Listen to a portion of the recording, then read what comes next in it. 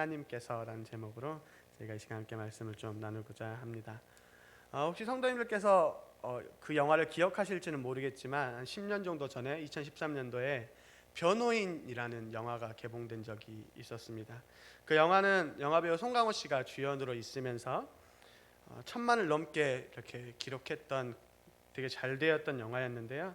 그 내용은 서울대 학생들이 어떤 책 모임을 하고 있었는데 그 학생들이 불온서적을 읽었다라는 그 당시에 사회주의를 찬양하는 어떤 그런 모임을 했다라는 이유로 잡혀가서 억울하게 감옥에서 누명을 쓰고 고문을 받고, 그래서 아무리 억울하다라고 이야기하고 풀어달라고 이제 변호사를 써서 그렇게 하지만 그것이 잘 이야기되지 않는 그런 내용을 담았던 그런 영화였습니다. 그래서 약간 과장을 못해서 제가 영화를 봤을 때 기억은 절반 좀 거의 가까이 송강호 씨가 소리 지르는 것밖에 기억이 안 납니다. 이것은 잘못된 것이고 누명이고 잘못된 것이고 얼마나 이 친구들이 억울한지에 대해 소리 지르다가 끝난 영화가 아니었나 싶을 정도로 송강호 씨가 아주 열심히 그리고 간절하게 이것이 누명임을 이야기하는 모습들이 있었던 영화였습니다. 그래서 우리가 그 영화에 공감했던 건 그 영화가 단순한 픽션이 아니라 실제로 불과 몇십 년 전에 우리나라에 있었던 아픔이 있었던 역사이기도 하고, 그리고 그들의 억울함과 그런 것들이 공감되었기 때문에 그 영화가 더욱더 흥행했던 것들도 있었던 것 같습니다. 그리고 종종 우리가 자주는 아니지만 이렇게 뉴스를 보면 아주 억울하게 몇십 년간 감옥에 있다가 10년이 지나고 20년 지나고 누군가는 30년이 지나서 다시 재판을 받아서 그것이 실은 잘못된 판결이었음을, 그래서 죄가 없이 억울하게 감옥에 있었던 것을 입증해서 이제 그 누명을 벗고 무죄를 선고받는 뉴스들을 한 번씩 볼 때가 있습니다. 그리고 그런 뉴스가 나올 때 또 그러한 사건이 있을 때에는 그 억울하게 10년, 20년을 감옥에 있었던 사람은 뜨겁게 눈물을 흘리면서 나는 죄인이 아니었음을, 내가 죄를 지어서 이곳에 있지 않았음을 아주 간절하고 뜨겁게 이야기하는 그러한 것들을 우리가 종종 주변에 볼 수 있습니다.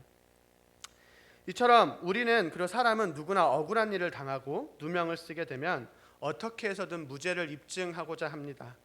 그래서 긴 시간을 내가 얼마나 억울한 일인지를 이야기하는데, 우리가 오늘 읽은 본문에서 요셉은 누구보다 억울하고 누명을 썼음에도 불구하고 그 자리에서 자신의 억울함이 아니라 자신의 공을 세워서 그 자리를 어떻게든 벗어나려고 하는 것이 아니라 하나님께서 하시는 것임을, 하나님께 그 모든 공을 돌리는 모습을 볼 수 있습니다. 그렇기 때문에 오늘 요셉의, 우리의 제목처럼 내가 아니라 하나님께서 하십니다라고 하는 고백은 요셉의 단순한 고백이 아닙니다. 겸손과 겸양의 이야기도 아닌 것이지요. 요셉에게는 일생일대의 기회, 13년 동안 벌써 노예로 살아갔고요, 감옥에 갇혀 있었습니다. 그것을 벗어날 수 있는 유일한 동아줄을 앞에 두고 그것을 선택하는 것이 아니라 이 모든 것이 다 하나님께서 하셨음을, 그리고 하나님만을 나타내는 놀라운 고백을 하고 있는 것입니다. 오늘 짧은 시간이지만 창세기 40장과 41장의 말씀을 함께 나누고자 하는데요, 그동안에 요셉에게 어떤 일이 있었으며 어떻게 요셉은 그러한 상황 속에서 이렇게 놀라운 고백을 할 수 있었는지 함께 나누고자 합니다. 그렇다면 먼저 요셉의 감옥 생활을 좀 봤으면 합니다. 과연 요셉은 얼마나 오랜 시간의 감옥에 있었을까요? 안타깝게 우리는 이 질문에 대해서 정확한 연수를 재기는 어렵습니다. 왜냐하면 성경에는 요셉이 몇 년 동안 감옥에 있었더라라는 기록은 없기 때문입니다. 그렇지만 우리가 여러 성경 구절과 상황들을 보았을 때 최소한 4년, 길게는 그 5년 이상을 요셉이 감옥에 있었을 것을 이야기합니다. 성경에서 요셉의 나이를 볼 수 있는 구절은 크게 두 가지가 있는데, 하나는 요셉이 17세에 형들에게 노예로 팔려갔다라는 것, 그리고 30살의 요셉이 애굽의 총리가 되었다라는 것, 이것을 보고 또 41장 1절에는 만 2년이라는 시간을 감옥에서 더 있다고 성경에서 기록합니다. 그래서 41장 1절에 만 2년 후에 바로가 꿈을 꾼즉 자기가 나일 강가에 서 있는데, 아멘. 그러니까 저 시점이 언제냐면 요셉이 30대 되는 시점인 겁니다. 그러면 30세가 되기 전에 요셉은 만 2년, 1년 반, 2년쯤 이런 게 아니라 2년을 꽉 채워서 감옥에 있었던 것이죠. 그리고 요셉이 이 술 맡은 관원장을 만났을 때를 뒤로 봤을 때 요셉이 그 감옥에서 처음 들어가서 어려운 시간을 겪고 간수장에게 인정을 받고 그리고 그곳에 재반적인 업무를 다 맡는 시간들을 생각해 보면 요셉이 그러한 것들을 생각했을 때 요셉이 최소한 4년 아니면 그 5년 이상의 시간을 감옥에서 아주 긴 시간을 보내지 않았을까 하는 것입니다. 그렇다면 요셉이 있었던 감옥 생활은 어땠는지 좀 보고자 합니다.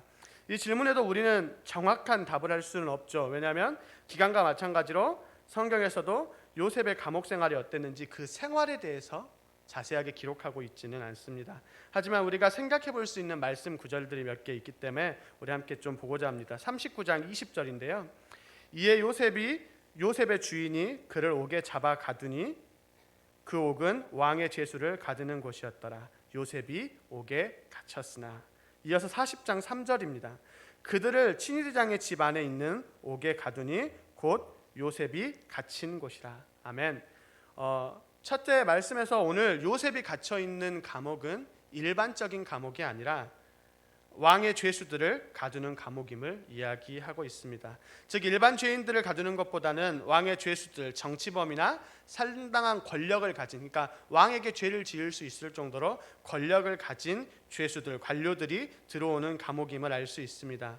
그리고 둘째는 그 감옥이 멀리 있었던 것이 아니라 요셉의 주인, 친위대장, 요셉이 종으로 살았던 그 보디발의 집안에 있었던 감옥임을 알 수 있습니다. 그리고 이런 상황들을 봤을 때 이 감옥은 왕에게 범죄한 사람들이 잠깐 머물러서 다음 판결을 받기 위해서 기다리는 임시 구치소 같은 그러한 곳이었던 것으로 보입니다. 오늘 말씀에서 노예였던 요셉이 이 감옥에 수감되었다라고 이야기하는데 이것은 잘 생각해 보면 매우 이례적인 일이기도 합니다. 왜냐하면 요셉은 왕에게 범죄한 것도 아니었고요. 그렇게 높은 직위에 있었던 것도 아니라 요셉은 노예였습니다. 그리고 작은 죄를 지었던 것도 아니고 요셉의 죄명은 자신의 주인의 아내를 범하려다가 잡힌 사람이었습니다. 그런데 그런 요셉이 이 감옥에 갇혔다라고 하는 것은 실은 상식적으로 그렇게 잘 이해가 가지 않는 것도 있습니다. 그래서 이러한 부분들을 보면서 많은 학자들이 보디발이 요셉이 자신의 아내를 범하려고 하지 않았다라는 것을 알고 요셉을 믿었던 부분들도 있었다라고 생각합니다. 그렇기 때문에 요셉을 그 당시에 노예가 그러한 일을 했으면 일반적으로 사형을 시키거나 아주 끔찍한 감옥으로 보내야 하지만 그러지 않고 요셉을 그 왕의 죄수들이 있는 감옥, 그리고 그것뿐만 아니라 이 이후에 보디발이 자기가 직접 언급해야 할 정도로 왕과 아주 가까운 두 죄수가 들어왔을 때 그 죄수를 수종들게 하는 것을 요셉을 불러다가 특별하게 이야기하고 요셉에게 그 죄수들을 수종들게 하는 것으로 보아 보디발은 요셉이 그렇게 큰 죄를 짓지 않았다라는 것을 알고 있었던 것 같습니다. 하지만 알고 있었음에도 불구하고 요셉은 결국은 그 감옥에 들어가 있는 거죠. 하지만 이러한 상황에도 실은 요셉의 감옥의 생활은 쉽지 않았겠죠. 왜냐하면 요셉의 주인이 설사 그러한 생각을 가지고 있었다 한들 요셉은 지금 감옥에 들어가 있는 것이고, 그리고 당사자로 있는 요셉은 아무런 죄를 짓지 않았음에도 불구하고 아마 오히려 그것으로 인해 더 배신감을 느꼈을 수도 있을 것입니다. 자기를 믿어준다라고 이야기했지만 믿는다라고 이야기해놓고도 결국 요셉은 감옥에 있기 때문입니다. 그리고 또 더한 문제는 설사 그 감옥이 그렇게 조금 다른 감옥에 비해 좋았다 하더라도 결국 요셉은 노예입니다.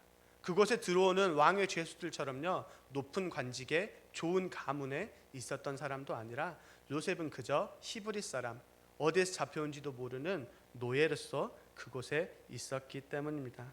결국 요셉은 죄수이고 그의 죄명은요 입에도 담기 어려울 정도로 강간 미수범으로 잡혀온 사람입니다. 그렇기 때문에 그러한 죄수의 삶은 절대로 쉽지 않았고 사람들의 멸시와 때로는 가혹한 처분을 받아야 했을 것입니다. 그것이 지금 요셉이 보내고 있는 절망적인 감옥의 생활인 것입니다.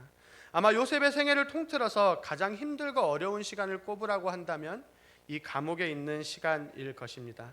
하지만 그러한 절망적인 상황에도 요셉은 절망하거나 포기하지 않습니다. 왜냐하면 하나님께서 그러한 요셉과 함께하고 계시기 때문입니다.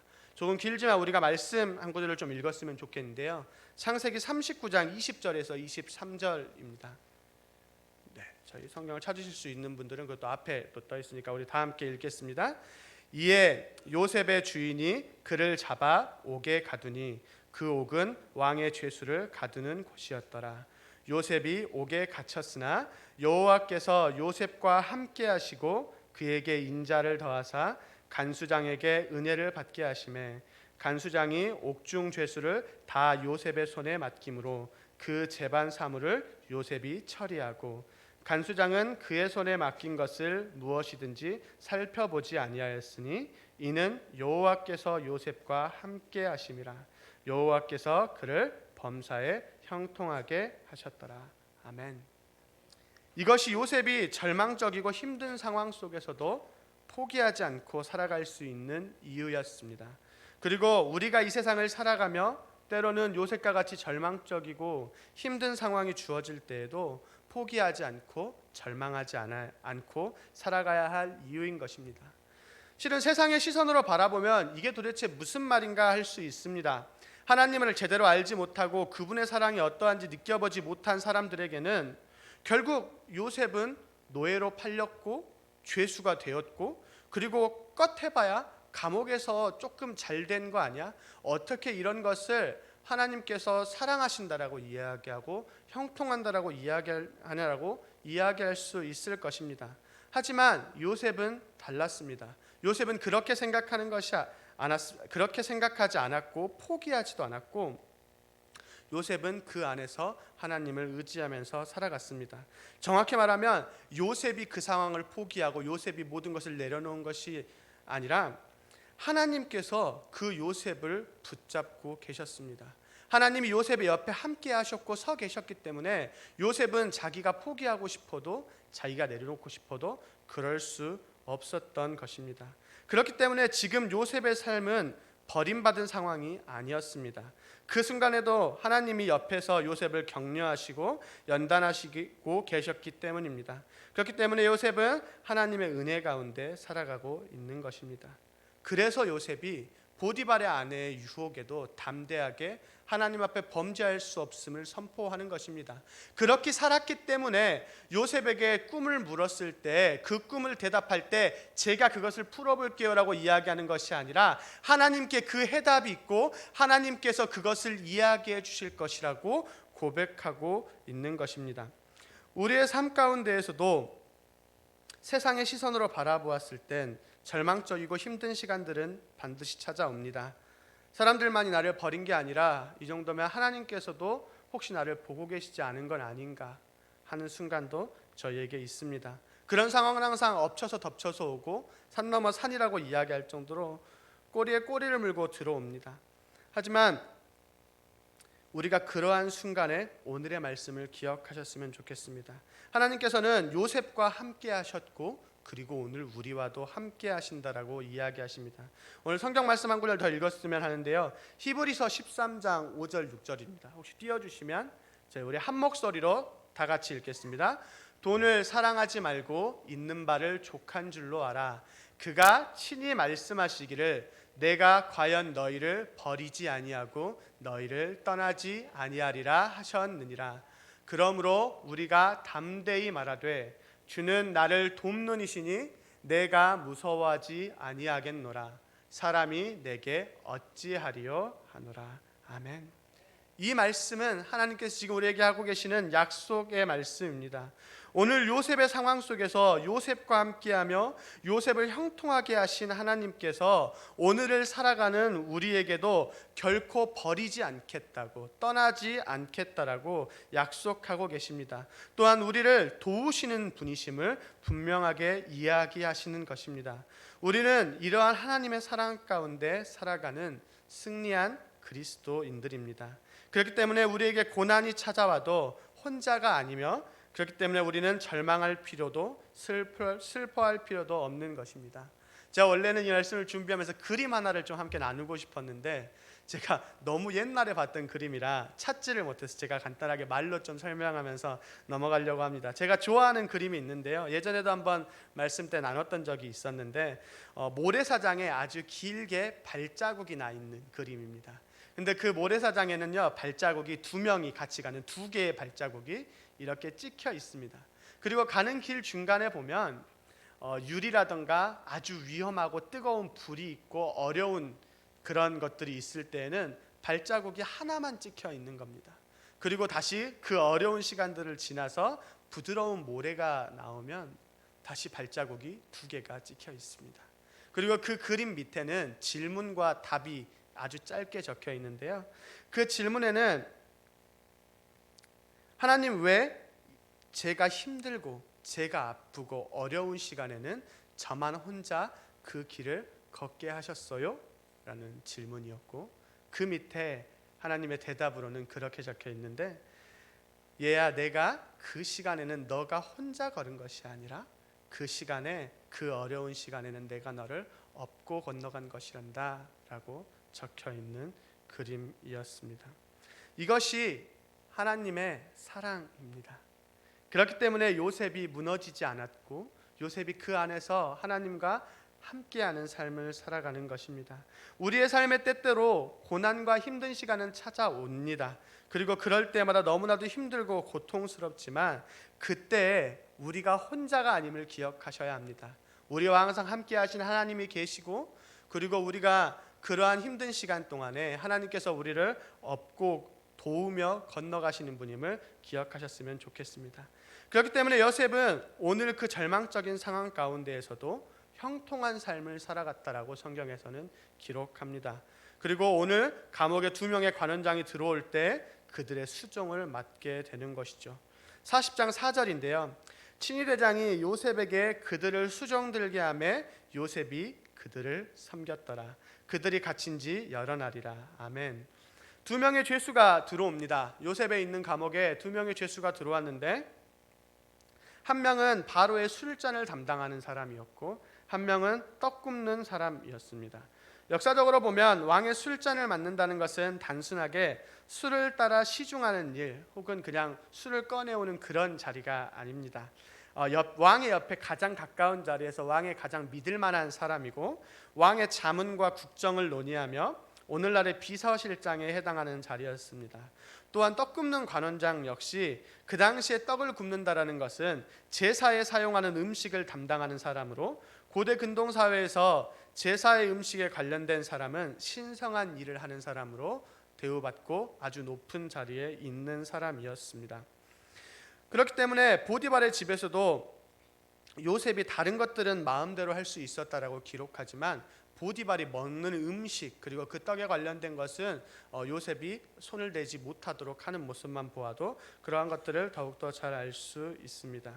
그래서 이 사람들은 왕권이 강할 때일수록 아주 강한 권력을 행사하는 사람이었고, 지금 이 두 사람은 바로라고 하는 그 당시에 신과 같이 이렇게 권력을 가지고 있는 바로의 가장 옆에서 일을 하고 있는 강한 권력을 가지고 있는 사람들이었습니다. 그렇기 때문에 오늘 말씀에서도 친위대장 요셉의 주인이었던 보디발이 직접 등장하여서 그 사람들을 언급하고 특별하게 요셉에게 수종될 것을 이야기합니다. 이것은 왕의 친위대장이었던 보디발조차도 그들이 복권되었을 때 자신이 영향을 받을 수 있는 사람들이고, 그렇기 때문에 특별하게 신경을 쓰고 있는 것을 볼 수 있습니다. 이처럼 왕의 최측근이었던 두 명의 수종을 들면서 요셉이 감옥에서 생활을 하고 있는데, 어느 날 그 두 명이 동시에 각기 다른 꿈을 꾸게 되는 것입니다. 그래서 요셉이 평소와 같이 시중을 들러 들어왔는데 이 사람들의 표정이 어두운 것입니다. 그래서 요셉이 그들의 표정에 왜 어두운 기색이 있는지를 묻고 무슨 일인지를 묻자 그들이 대답하는데, 그 내용이 두 명이 밤에 잠을 자는데 동시에 꿈을 꾸고 일어났는데 아무리 생각해도 그 꿈의 내용이 뭔지를 모르겠는 것입니다. 꿈은 꾸긴 했는데 이 꿈을 해석할 수도 없겠고 이 꿈이 무슨 뜻을 가진지 모르겠던 것이죠. 그리고 그들의 옆에는 이 꿈을 해석해 줄 수 있는 사람도 없었던 것입니다. 지금 우리가 생각하기엔 그저 무슨 꿈 하나 꾸고 그렇게 호들갑 떨 건가라고 이야기할 수도 있지만 우리가 그 당시의 사회를 생각했을 때 이것은 그렇게 가볍게 넘어가는 일은 아니었습니다. 그 당시의 고대 근동에서는 꿈은 단순한 것이 아니라 개인에게 다가올 어떠한 미래를 이야기한다거나 더 나아가서는 국가에 어떠한 일이 일어날 것을 이야기하는 신적 계시로 받아들이는 경우들이 많았습니다. 그렇기 때문에 애굽에서도 그 꿈을 전문적으로 해석하는 점술가와 현인들이 있었고, 그래서 꿈을 꿀 때면 그러한 사람들을 찾아가서 꿈의 의미를 묻고 나중을 준비하는 것이었습니다. 그래서 41장 8절에도 보면 바로의 이야기가 적혀 있는데요. 아침에 그의 마음이 번민하여 사람을 보내어 애굽의 점술가와 현인들을 모두 불러 그들에게 그의 꿈을 말하였으나 그것을 바로에게 해석하는 자가 없었더라. 아멘. 이처럼 애굽의 바로조차도 꿈을 꾸면 사람을 불러서 그 꿈에 대해서 묻고 해석을 듣고 그 찝찝한 마음을 털어내고 그 이유를 준비했었던 것을 보면 우리가 그 시대를 조금 더 잘 알 수 있을 것입니다. 그리고 더더군다나 이들은 지금 감옥에 들어왔습니다. 안 그래도 불안한데 두 명이 동시에 하룻밤에 비슷한데 조금 다른 꿈을 꾼 것입니다. 그렇기 때문에 이들은 더욱더 꿈의 의미가 궁금했고 자기들 앞날에 무슨 일이 있을지 불안해했을 것입니다. 평소 같았으면 바로와 같이 사람들을 부르거나 아니면 그 사람들을 찾아가서 물었을 것인데 감옥에 갇혀 있어서 그럴 수조차도 없었던 것입니다. 그래서 요셉은 그들에게 꿈의 해석은 하나님께 있다라는 놀라운 고백을 가지고 그들에게 자신에게 꿈을 이야기할 것을 이야기합니다. 실은 요셉에게는 아주 강한 신앙 고백이죠. 그 상황 가운데 있으면서도 하나님을 의지하고 있다라는 이야기죠. 그렇기 때문에 그 꿈을 자신한테 이야기하면 하나님께서 해석해 주실 것이라는 그 고백을 합니다. 하지만 그 말을 듣는 그 두 명의 관원장들은 여러 신을 믿고 있는 애굽에서 살아가는 사람들이기에 그 하나님이라는 이름을 꿈을 해석하는 하나의 신으로 아마 들었을 것입니다. 그것과는 상관없이 이 두 사람이 그 요셉의 이야기를 듣고 요셉에게 꿈의 이야기를 해줍니다. 그 꿈의 이야기는 저희가 모두가 다 아시다시피 술 맡은 관원장은 세 가지의 포도가 열리고 그 포도가 열리니까 그것을 따서 즙을 짜서 바로에게 다시 드렸다라는 꿈이었고, 술 맡은 관원장의 꿈은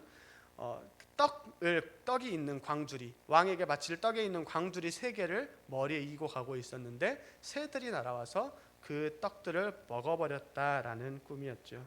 요셉이 그래서 그 이야기를 듣고 해석을 해줍니다. 하나님께 주신 지혜를 가지고 요셉이 그들에게 이야기하기를 술 맡은 관원장에게는 3일 뒤에 당신이 다시 왕 앞에 술잔을 드리게, 당신이 이제 복권되어서 다시 관직을 회복해서 그렇게 살아갈 것입니다 라는 이야기를, 그리고 떡 굽는 관원장에게는 안타깝지만 당신이 이제 3일 뒤에 죽고 당신의 머리와 당신의 시체를 새들이 날아와서 먹게 될 것입니다 라고 이야기해 줍니다.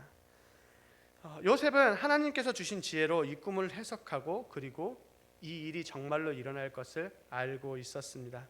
그래서 요셉이 곧 풀려날 술 맡은 관원장을 향하여서 자신의 이야기를 합니다. 40장 14절에서 15절인데요. 우리 이 말씀은 좀 함께 읽었으면 좋겠습니다. 함께 읽겠습니다. 당신이 잘 되시거든 나를 생각하고 내게 은혜를 베풀어서 내 사정을 바로에게 아뢰어 이 집에서 나를 건져 주소서. 나는 히브리 땅에서 끌려온 자여 여기서도 옥에 갇힐 일은 행하지 아니하였나이다. 아멘. 저는 이 말씀을 읽으면서 얼마나 요셉이 간절했는지, 정말 절절하게 이야기했는지 느꼈습니다. 왜냐하면 요셉이 이 짧은 2절의 말씀에서 나라는 말을 5번이나 사용합니다. 그래서 제발 나를 좀 생각해 주시고 나에게 은혜를 베풀어 주시고 나의 사정을 바로에게 이야기해 주시고 이 감옥에서 나를 꺼내 주시고, 나는 히브리 땅에서 끌려온 사람이니까, 나는 아무 잘못도 한 사람이 아니니까 나를 좀 생각해 주세요 라고 이야기합니다. 얼마나 요셉이 이 삶이 힘들었으면, 요셉의 마음 가운데 어려움이 있었으면 요셉이 이렇게 간절하게 그 사람에게 이야기하는 거죠. 왜냐하면 요셉은 아마도 드디어 자신이 이 감옥을 벗어날 기회를 잡았다라고 생각했을 것입니다. 그렇지 않겠습니까? 요셉이 지금 감옥에 들어왔는데 이 요셉이 감옥에 나가기 위해서는요, 최소한 자신의 주인과 동등하거나 자신의 주인보다 영향력 있는 사람의 도움을 받아야 나갈 수 있습니다. 왜냐하면 요셉의 죄목은 그 주인의 아내를 범하려다 잡혀온 사람이기 때문입니다. 그래서 그 보디발보다 더 낮은 사람이 요셉을 건져내려고 구원하려고 해도 절대 그렇게 꺼내줄 수 없었던 것이죠. 그런데 오늘 요셉의 앞에 자신의 주인이 특별하게 와서 너 저 두 분 잘 모셔야 한다 라고 이야기할 정도로 아주 높은 사람들이 들어왔을 뿐만 아니라 그 두 사람이 해결하지 못하는 아주 큰 문제를 자신이 해결해주고 있기 때문인 것입니다. 그래서 요셉은 아주 간절하게 이야기하고 이 감옥을 나갈 수 있는 기회라고 생각합니다. 요셉에게는 일평생 다시 없는 기회라고 생각했을 것입니다. 그리고 자신이 이곳을 이제 나갈 수 있을 것이라고 생각했습니다.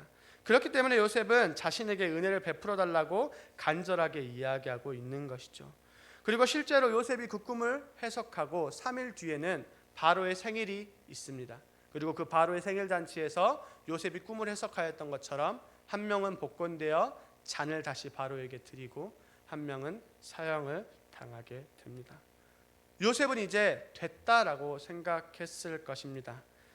왕의 술을 맡을 정도로 아주 높은 위치에 있는 사람이 내 도움을 받고 나갔으니까, 그리고 내가 그 사람에게 특별히 부탁까지도 했으니까 그 사람이 날 기억하고 날 꺼내줄 거야 라고 생각했을 것입니다. 그래서 얼마나 설레고 잠이 왔을지 한번 생각해 봤습니다. 아마 요셉은 그 자리에 있으면서 감옥의 문이 열릴 때마다 혹시 지금인가 하고 기대했을 것입니다. 감옥의 밖이 소란스러워지고 사람들이 부산스럽게 움직이면 지금인가 하고 기대했을 것입니다. 하지만 우리가 다 아는 것처럼 말씀에 기록되었던 것처럼 요셉은 그로부터 2년이란 시간을 더 잊혀진 상태로 감옥에 있게 됩니다. 왜냐하면 술 맡은 간원장이 요셉을 완전히 잊어버렸기 때문입니다. 40장 23절에 보면 이렇게 기록합니다. 술 맡은 간원장이 요셉을 기억하지 못하고 그를 잊었더라. 아멘. 술 맡은 관원장이 기억도 못하고 잊어버립니다.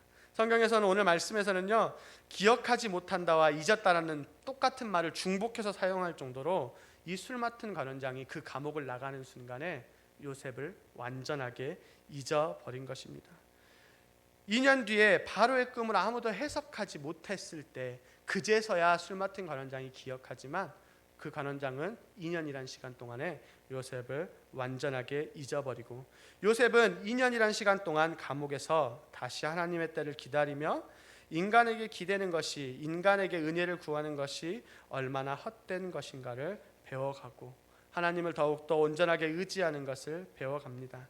그리고 이 시간이 요셉이 17세의 노예로 팔려와서 30세의 총리가 되기 직전에 마지막으로 하나님 앞에 인내하며 고난 가운데 연단하는 시간이 되어집니다. 그동안 요셉은 노예로 살아가면서 죄수로 살아가며 낮아짐을 배웠습니다. 형들 앞에서 꿈을 가지고 자랑하고 아버지의 편애 속에서 살았던 요셉이 낮아짐과 겸손함을 배우게 됩니다. 또한 그 안에서 어디에 가든지 하나님과 함께하면 형통한 삶이라는 것 또한 배웠습니다. 이렇듯 잘 연단되고 하나님 앞에 함께하는 삶을 살아가던 요셉에게도 한 가지 연약함이 찾아왔던 것입니다. 그것이 바로 사람을 의지하는 것이었습니다. 그래서 요셉은 자기도 모르게 절박함이 튀어나옵니다. 나를 좀 구해 주십시오. 나를 좀 도와주세요. 내게 은혜를 베풀어 주십시오 하고 사람에게 은혜를 구하게 됩니다. 오늘 우리는 이 말씀을 통하여서 우리의 삶 가운데 문제와 고난이 찾아올 때에도 우리는 누구를 찾고 누구에게 무엇에게 의지하고 있는지 돌아볼 필요가 있습니다. 오늘 요셉은 너무나도 힘들고 지치는 감옥 생활에 자신도 모르게 사람에게 은혜를 구하고 있습니다. 그리고 그 결과는요, 철저한 외면과 잊혀짐이었습니다. 요셉이 어떤 사람인지 우리가 좀 기억해 볼 필요가 있습니다. 요셉은 목숨을 걸고 유혹을 이겨냈던 사람입니다. 당당하게 하나님의 이름을 불렀던 사람이고요. 그리고 노예로 팔려가고 감옥에 있으면서도요, 하나님과 함께함으로 그 형통함 가운데 인정받고, 그리고 그 선한 영향력을, 하나님의 영광을 나타냈던 그러한 사람이었습니다. 그런데 그런 요셉에게도 지침은 찾아오고, 사람이 보일 때 사람에게 은혜를 구하고 있는 것입니다. 이것이 우리 사람들의, 인간의 연약함이고, 성경에서 이것을 죄라고 이야기합니다. 죄가 무엇입니까? 죄는 하나님께서 보시기에 기쁘지 못한 모든 것들이 다 죄입니다. 정확히는 하나님보다 우선시 되어지는 것, 그것이 무엇이었든 간에 하나님보다 더욱 우선시하는 것이 죄이고 곧 우상인 것이죠.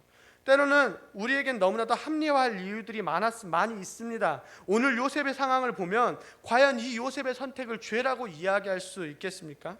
저 불쌍한 사람이 다른 것도 아니고 그저 자신을 여기서 꺼내달라고 은혜를 구하는데, 그것이 그렇게 잘못됐다라고 이야기하기는 어렵죠. 하지만 그 구함이 하나님을 향한 것이 아니라 인간을 향한 것이라면, 하나님보다 우선시 되어지는 그것이라면 그것이 곧 우상이 되어지고 죄인 것입니다. 이것은 요셉의 상황만이 아니라 우리의 삶에서도 마찬가지입니다. 우리는 문제가 생기면 하나님께 그 문제를 맡기고 구해야 합니다. 그런데 정작 우리의 삶에서 우리는 어떠한지 모르겠습니다. 문제가 생기면 할 수 있는 최선을 다하죠. 우리가 가지고 있는 모든 능력과 모든 인맥과 모든 것들을 가지고 우리의 문제를 해결하고자 합니다. 열심을 가지고 그 문제를 해결하려고 하는 그것은 참 좋지만, 그 열심으로 살아가는 그 모든 가운데 하나님이 어디 계시냐는 것입니다. 정말 열심히 살고 열심히 하는 것은 다 좋은데, 그 우리의 문제를 해결해 가는 과정 가운데에서 하나님이 어디에 계시고 우리가 하나님을 어디에 두고 그 문제와 고난을 맞닥뜨리고 있냐라는 것입니다. 우리가 분명하게 기억해야 할 것은 그 어떠한 것도, 그 어떠한 해결할 방법도, 그리고 그 어떠한 사람도 그것이 하나님보다 우선시 되어진다면 결국 그것은 죄라는 것을 기억해야 합니다. 내 능력을 의지한다면 내 능력과 내가 가장 큰 우상과 죄가 될 수 있습니다. 내 주변에 누군가가 하나님보다 더욱더 우선시되고 의지가 되어진다면 그것이 최고 우상이 될 수 있는 것입니다. 그리고 안타깝게도 우리가 아무리 그 사람들을, 그것들을 의지한다고 할지라도 그것들은 우리의 궁극적인 해결책이 되지 못한다라는 것 또한 기억하셔야 합니다. 요셉은 오늘 2년이란 시간 동안에 그것을 배워갑니다. 그 사건이 있고 2년이란 꽉 채운, 그래서 성경에서는 만 2년이란 단어를 씁니다. 2년을 꽉 채우는 동안에 감옥에서 요셉이 더욱더 하나님만을 의지하는 법을 배워가는 것이죠. 그리고 그 2년이 있은 후에 요셉의 고백이 오늘 우리가 읽은 본문 말씀입니다. 41장 16절인데요. 우리 한 목소리로 같이 읽겠습니다. 요셉이 바로에게 대답하여 이르되 내가 아니라 하나님께서 바로에게 편안한 대답을 하시리이다. 아멘. 요셉이 바로 앞에 나아가서 그 꿈을 해석하는데 이제는 더 이상 사람을 의지하지 않습니다. 그리고 또한 자신을 나타내지도 않습니다. 술 맡은 관원장보다 더욱 높은 바로를 만났고 그 꿈을 해석해 주지만 자신을 이야기하는 것이 아니라 자신을 부정합니다. 내가 아니라라고 자신을 부정하고 온전하게 하나님만을 나타내는 모습을 보입니다. 이것이 요셉이 감옥에서 2년이라는 시간을 더 보내며 연단받은 것입니다. 더 이상 사람을 의지하지 않고 상황을 의지하지 않으며 자신을 나타내지 않는 것이죠. 요셉이 그 감옥을 벗어나려면 공을 세우든 아니면 적어도 술 맡은 관원장에게 이야기했던 것처럼 자신의 이야기를 할 수도 있었을 것입니다. 하지만 요셉은 더 이상 그렇게 이야기하지 않습니다. 그리고 모든 상황을 주관하시는 하나님께 모든 것을 맡기는 것입니다. 말씀을 좀 정리하려고 합니다. 요셉이 17살에 노예로 팔려와 30세가 되기까지 고난 가운데 하나님께 연단을 받습니다. 낮아짐과 겸손함을 배웠고 하나님과 함께하고 동행할 때 형통한 삶을 살아가는 것을 배웁니다. 하지만 그런 요셉에게도 사람을 의지하고 상황을 의지하는 연약함이 있었고, 그리고 그 연약함마저도 하나님 앞에 내려놓고 하나님만을 의지하는 것을 배워갑니다. 그렇기 때문에 요셉은 자신의 생사탈권을 쥐고 있는 것이 바로가 아님을 정확하게 깨닫고 알고 그렇게 고백하는 것입니다. 그래서 요셉은 자신이 살 수 있는 방법, 세상의 눈으로 보았을 땐 누가 보아도 바로에게 구하는 것이 가장 빠르고 좋아 보임에도 불구하고 요셉은 그 자리에서 내가 아니라 하나님께서라는 고백을 하게 되는 것입니다. 우리가 오늘을 살아가는 삶 가운데에서도 우리에게도 고난과 힘든 일은 찾아옵니다. 그리고 요셉과 같이 우리도 힘들고 고난 가운데에서 넘어질 것 같고 사람이 더욱더 의지되고 상황이 더욱더 의지되는 상황이 찾아올 것입니다. 하지만 그러할 때마다 더욱더 하나님을 의지하고 오늘의 말씀을 기억하시며 하루하루를 살아가는 동안에 다른 것을 의지하는 것이 아니라 하나님만을 의지하고 하나님만을 사랑하며 살아가는 우리 모든 성도님들이 되시기를 바라겠습니다. 기도하겠습니다. 살아계신 하나님 아버지, 감사합니다. 주님, 오늘 저를 이 자리에 부르시고 함께 말씀을 나누게 하심에 감사드립니다. 주님, 우리가 오늘 요셉의 삶을 통하여서 더욱더 하나님만을 의지하는 것을 배워갑니다. 주님, 우리가 한 주간을 살아가는 동안에 더욱더 주님만을 의지하게 하시고 상황과 환경에 무너지는 것이 아니라 주님을 사랑함으로 살아가는 모든 우리가 될 수 있도록 함께해 주시옵소서. 살아계신 예수 그리스도 이름으로 기도드립니다. 아멘. 네. 광고는 저희 주보를 참고해 주시면 좋을 것 같고요. 우리 시간 찬송가 446장 함께 찬양.